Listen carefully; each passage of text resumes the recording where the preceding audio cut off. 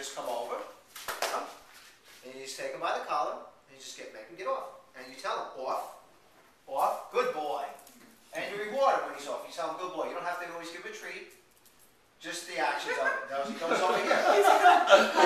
This is what I said before. This is going to happen a million times during the course of the day. But you have to be, they're persistent, but you have to be more persistent than that. Because, let me say one more thing. Yeah, then I promise I'll shut up. No, I want you to ask questions. But the real truth is, they want to have the dogs to be able to be in the living room without having to have these gates all the time. I'm sure you don't want to have these gates, right? When they're here by that was without there us, for the day so that they... we don't want them unsupervised. Yeah. But what he's saying is eventually could get them to the point that they don't do this on their own. Right. That you wouldn't have to worry about that anyway. Right. Exactly. That's what his point is. Then you wouldn't have to have the gates. You wouldn't have to worry about them. They don't get on the couch and chairs anyway when you're gone. We wouldn't leave them to be in here either. Is what I'm saying. Well, they're not going to be this is allowed. where the crates come in. That's what I'm saying. That's where you Either have the they're crates going to be in a crate or they're going to be in that. They're not going to be in here by themselves. That would be anywhere. fine. And after a while, it would be you doing the ritual of removing them and removing them and removing them. It'll be over. I mean, literally, you put them off, they're going to get... They're going to keep doing it, without a doubt. But you have to make... And they're going to... They're persistent. This is something they've been doing for years, so it's like not going to happen overnight. Well, he's just one, so he doesn't have a terrible lot of bad habits yet. But now he's going to This is I get a lot of this when I come to... Dogs get very angry at me. They come to like, this guy, I hate him. They don't like to get in trouble, the boys. She doesn't care as much about that. But they get very sad. Like, if they get in trouble, both of the boys are very...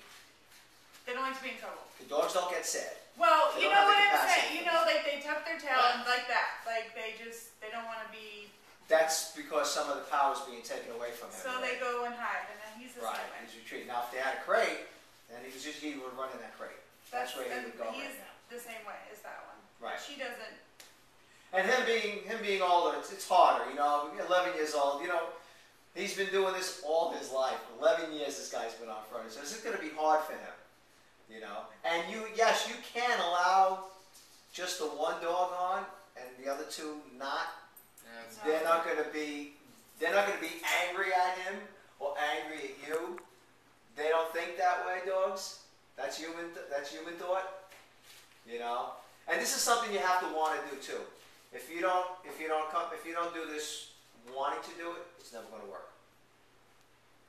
It's something you have to embrace. This is not something you're doing because you're made to do, because then it's not going to work. Because they know you have to really want to do this. And the best intentions is for the dog and for the future family you want to have. You want it to be as peaceful and cohesive as possible without having to worry about the dogs being on the furniture and the children going over and getting bit or something like that. This is the main goal, so everybody has peace. So this is something you have to do with open eyes. If there's something you want to think about, you do it, but you have to want to do it. And you both have to be on the same page. If you're both fighting against each other and it's not working, and you go in haphazardly, this guy's full of malarkey, it'll never work. You have to do it, you have to do it 100%. And you have to believe in what you're doing because they know when you're faking. Dogs are all about energy. They read our energy. That's why you can walk into a house in a certain mood, your dog knows right away. If they've done something wrong, not that they know they did something wrong, it's the way you come in and see what they've done. You hold them, you come in all happy. So that's what they respond to. It's how, my dog knows it did something wrong. It only knows it did something wrong because your demeanor changed from walking in happy to seeing poop on the floor and going, man, so your whole body changes. So that's what they understand is body language. They don't understand words. They don't verbalize. They don't speak to each other. It's all body language to them. It's how they conduct themselves, how they look. A dog before a fight, it's like guys before a fight. You puff up, you blow up, you go forward, they do the same thing. When they're scared, they back up, ears are back, tails between the legs. So it's all about our body language. The point is, you have to want to do this, and you have to really embrace it, or else it's never going to work. That's the main thing, is they know. So when you remove them from something, you have to have intent. You have to mean it, and you have to be stern about it. You have to be calm and assertive, and they must be calm and submissive. So It's just like if you own your own business. You have people work. You have people that work under you at your job. You have people that you're in charge He of. works with prisoners. You're a corrections officer. No, I'm a he's physician assistant but he works for with the federal prisoners. Okay, so you have to deal with people. You have to give them constant instructions all the time. They have to. They have rules and structure. Right. So what Everyone has rules and structure. there you go. What you do at work, you're going to have to bring it home with you. Nah, I don't like bringing my work out. No, not the dental and the prisoner part. The attitude that you have there is what you need to bring forth with this. In order to get... Nah, I don't want to be mean. No.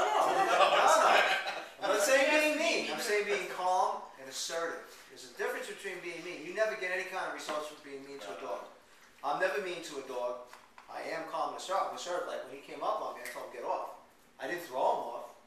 I spoke to him in his language. I took, and he got right off and he didn't come back. He got it. He got it right away. He's like, wow, that guy ain't messing around. That's what you need to bring with you.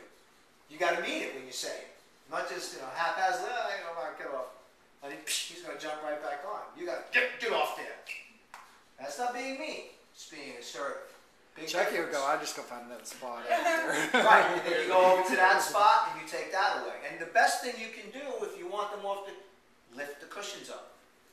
Don't take a picture. That'll keep them off. Like right now, if we were working on this section right here, you would go over to that couch.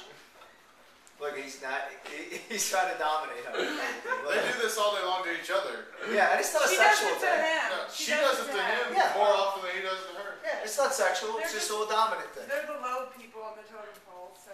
But nobody ever messes with Chucky. No, he's a big king. Look at him. He's like, we gotta get back at it. He's gonna come over and see me. See? He's good. He's real good. I like this guy. He's got a good demeanor about him. He's That's calm. why we never wanted to cut his balls off. No, that doesn't change his demeanor. It's on the videotape. I think not having his balls removed, you think it's a reflection of you. That's how you feel about it. It has nothing to do with the way you feel or anything. It's about adding, well, not now, but it would be better. You've been very lucky that he hasn't developed any kind of cancer or anything like that. He is very good looking. He hasn't Yeah. had anything wrong with him at all yet. And he's had his spine looked at and everything, and it's not. Yes, and His spine is good, and that's a good point you brought up, because of them jumping up and down on the furniture is very bad for them, especially for this particular breed, because of their spine problems that they do have. Yeah. That's a lot of that's high for them. That's like you jumping on a roof, basically, So that's a lot of pressure and a lot of stress for them to have to go through. So that's another advantage you would add to them physically, not having to then jump on and off and on and off. Especially for him at 11 years old. That's a task. yeah, it He is usually isn't it, gets buddy? picked up now. It is funny. Yeah. When he It wants is to get up funny, there. isn't it? Yeah, he'll ask to be picked up. Sure, he'll come over and So But again, he also likes to dig. We didn't talk about He's that. a digger. they all do. This is what they do. They're burrowing dogs. That's what they do. The sandbox. No, that's good. He's the only one that Yeah. did it. He did not. Screw that. He did not think that was a good idea. We put trees in there. We worked with him. You can even get those little tunnel things that they use for agility. Oh, we should get that. We should They try love that. them. He didn't think it was a great idea, but this one he loved it. He thought it was fun. You and say, why dig when I can have mommy and daddy do it?